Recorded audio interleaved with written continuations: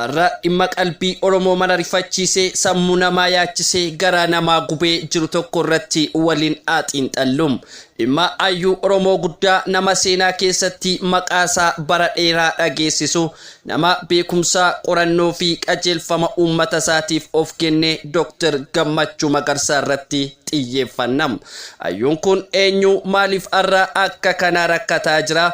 Maaliif uummanni Oromoo haala isaa irratti hirfatee ariifi gaaffii jabaa kaasaa jira?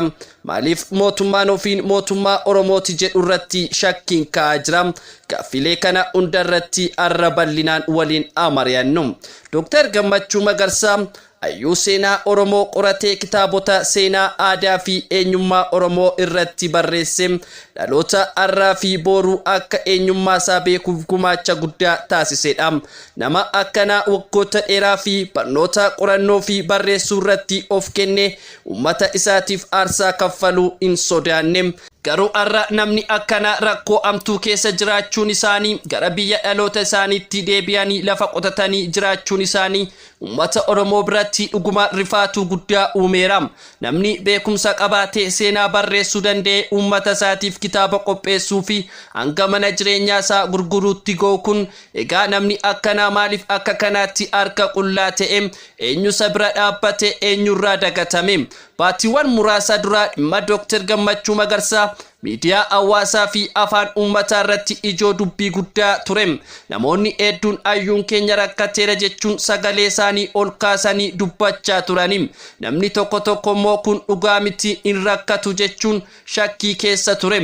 Garuu amma Dr. Gammachuun ofii isaanii afgaaffii miidiyaa mo'arratti kennaniin dhugumatti rakkachuu isaanii ifatti ibsaniiru. Akka isaan jedhanitti yeroo tokko bakka dhaloota isaaniitti deebi'anii lafa maatii isaanii qotachuun jiraachuuf dirqamaniiru. Kun jecha salphaa miti. Nama yuunivarsiitii irratti barsiisee qoratu ayyuu kitaaba barreessee amma garuu qonnaan bultoota waliin lafa qotatee jiraachuuf dirqamu.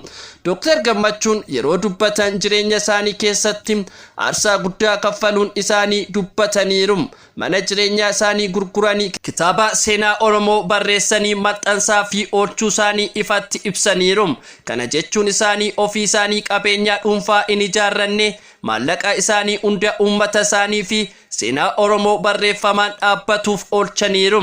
Egaa namni akkana arra mana dhabee biyya dhaloota isaatti deebi'ee lafa qotachuun jiraachaa jiram. Kabaja dhabuun isaanii immoo nama yaachisam. Kana malees Dr. Gammachuun akka jedhanitti yeroo darbee yuunivarsiitii Finfinnee irraa sirna Adawaatiin ari'atamuu isaanii ibsaniiru. Kunis rakkina isaanii irratti dabalata ta'eeram. Nama barsiisuu danda'e qoratanii dhaloota guddisuu danda'e hojiirraa ari'uun jireenya isaa caccabsuu keessatti shoora guddaa qabam. Namni tokko yoo hojiirraa ari'ame madda galii isaa dhabee maatii isaa kunuunsuu hin danda'u. Garuu Dr. Gammachuun kana caalaa aarsaa kaffalaniiru. Hanga mana jireenyaa isaanii gurguranii kitaaba uummata isaaniif maxxansiisanii. Egaa akkas ta'e namni akkana arra eessa akka jiraatu, eessa akka deemu, eenyu akka isa gargaaru gaaffii guddaadha.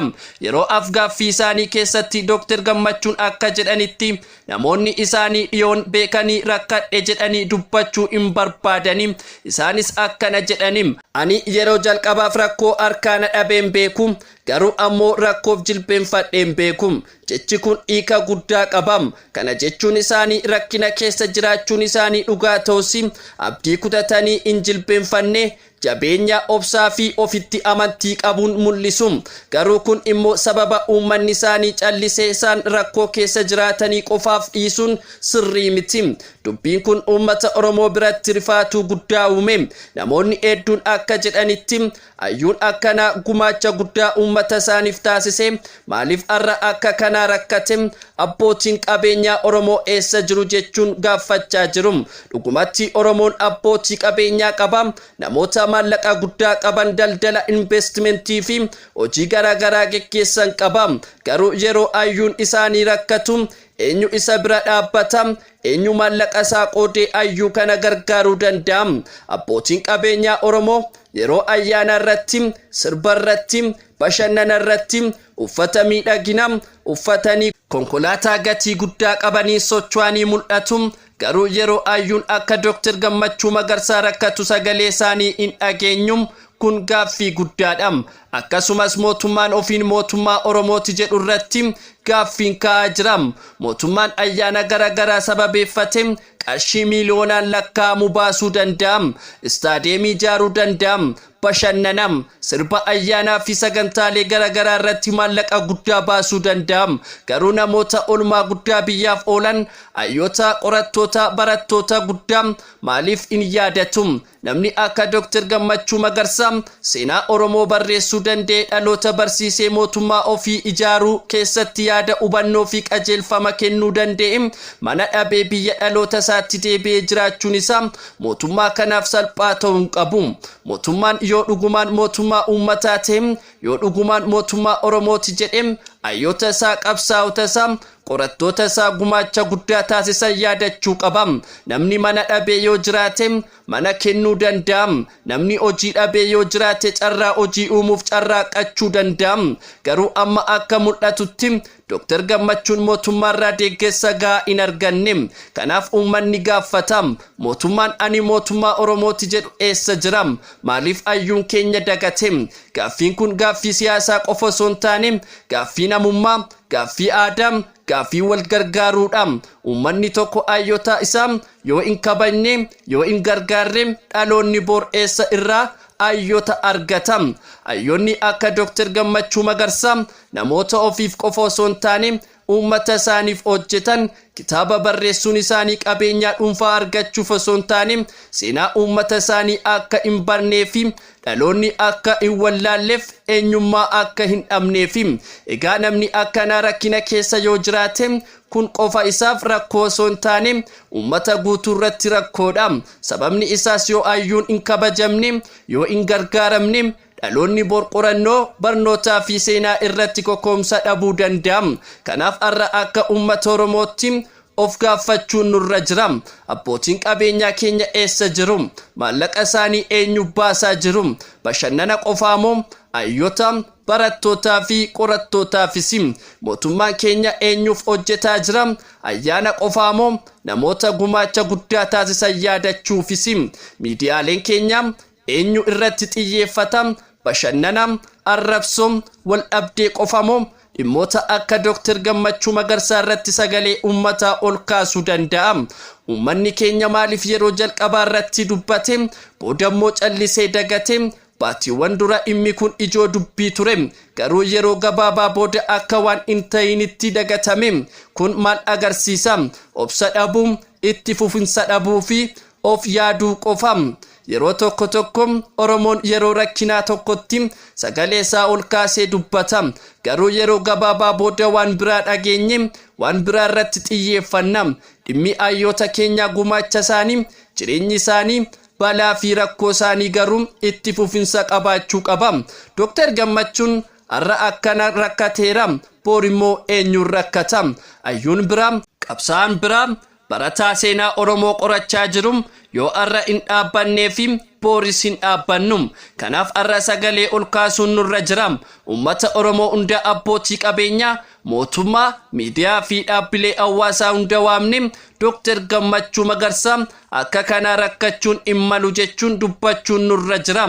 Namni akkanaa mana qabaachuu qaba, deeggarsa qabaachuu qaba, kabaja argachuu qaba. Kana jechuun qofa maallaqa kennuu osoo hin taane beekumsa isaa fayyadamuu fi carraa kennuu, qorannootti fufsiisuu, dhaloota barsiisuu irratti deebi'ee hirmaachisuu fi carraa kennuu qaba. Dr. Gammachuun har'a qonnaan bulaa ta'uun isaa hin salphatu. Qonnaan bulaa ta'uun salphaa miti. Garuu namni beekumsa guddaa qabaate, qorataa ta'e, barsiisaa ta'e amma dirqamaan qonnaan bulaa ta'uun isaa rakkoo sirnaa agarsiisa. Rakkoo sirnaa jechuun sirna mootummaa fi hawaasni ayyoota isaa hin eeggatu, hin kunuunsu, hin gargaaru jechuudha. Kun immoo sirna sirrii hin taane agarsiisa. Kanaaf har'a akka uummata Oromootti, akka nama dhuunfaatti, akka miidiyaatti, akka mootummaa fi akka abbootii qabeenyaatti gaaffii of gaafachuu qabna. Maaliif ayyuun keenya akka kana rakkate? Maaliif yeroo jalqabaa irratti dubbachuun boodammoo callifame? Maaliif furmaata hin kennine? Furmaanni maal ta'uu qaba? Abbootiin qabeenyaa walii galanii deeggarsa dhaabbataa uumuun ayyoota akka Dr. Gammachuu Magarsaa gargaaruu danda'u. Mootummaan mana carraa hojii fi deeggarsa sirna qabeessa kennuu danda'a. Miidiyaan dhimma kana itti fufsiisuun kiyaasuun uummata dammaqsuu danda'a. Uummanni immoo qofaa dubbachuun osoo hin taane tarkaanfii fudhachuu qaba. Dhaabbileen hawaasaa koreewwan deeggarsaa walitti dhufeenya uumuun hayyoota keenyaaf sagalee fi deeggarsa uumuun nurra jira. Dhugumatti Dr. Gammachuun qofaa miti, hayyoonni hedduun akkasumas rakkina keessa jiru. Garuu dhimma isaa akka fakkeenyaatti fudhanne sirna keenya guutuu ilaaluun nurra jira. Yoo har'a hayyuun keenya akka kanaa rakkate boor immoo eenyu nuuf seenaa barreessa, eenyu nuuf qorannoo taasisa, eenyu dhaloota barsiisa. Kanaaf har'a sagalee koo kanaan uummata Oromoon dawwaama, abbootii qabeenyaa waama, mootummaa waama, miidiyaa waama, dhaabbilee hawaasaa waama. Hayyoota keenya hin dagatina, namoota gumaacha guddaa taasisan hin dhiisina. Dr. Gammachuu Magarsaa fi kanneen akka isaatiin kabaja deeggarsaa fi furmaata kennina jechuun waamam.